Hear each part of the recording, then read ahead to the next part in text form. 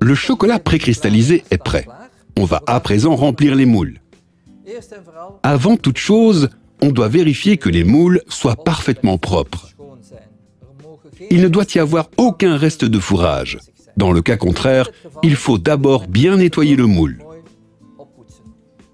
Il faut éviter à tout prix toute trace de doigt dans le moule. Sinon, chaque fois qu'on le remplira, la même empreinte de doigt réapparaîtra au même endroit. On doit à présent préchauffer les moules. Pourquoi? Si on utilise un moule trop froid, le chocolat refroidira trop vite. Par conséquent, on verra apparaître des taches mates ou taches de refroidissement à la surface. Le moule a été préchauffé. On va maintenant le remplir. On tient le moule en position oblique et on le remplit.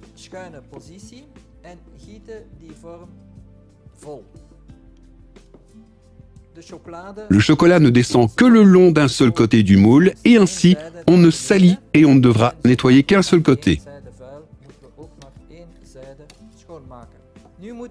À présent, nous devons tapoter le moule aussi vite que possible pour retirer toutes les bulles d'air.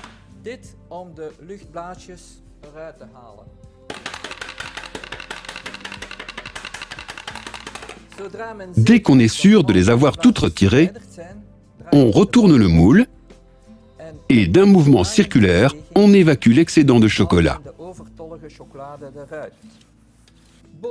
Le fond est bien lissé et on vérifie que l'épaisseur de la coquille est parfaite. Une coquille trop épaisse n'est pas agréable. En revanche, si la coquille est trop fine, la rétraction du chocolat ne suffira pas à le décoller du moule. On peut à présent poser le moule, soit sur du papier, soit sur une grille. Quelle est la différence? Sur le papier, l'avantage est qu'on obtient un bord plus ferme, ce qui constitue après coup un atout au moment de la fermeture de la praline. Gros inconvénient toutefois, s'il fait chaud dans la pièce, on emprisonne la chaleur et le refroidissement sera trop lent. De ce fait, le chocolat aura une couleur grisâtre. Dans ce cas, il vaut mieux utiliser une grille. Cela permet une circulation d'air sous le moule. Petit inconvénient de ce système, si on laisse reposer le moule trop longtemps, le chocolat durcit et reste collé à la grille.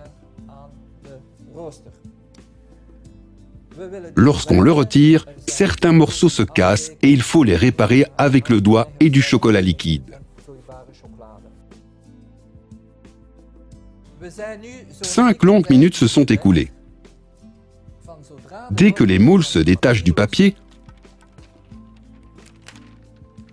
on va les racler convenablement et les placer immédiatement au réfrigérateur.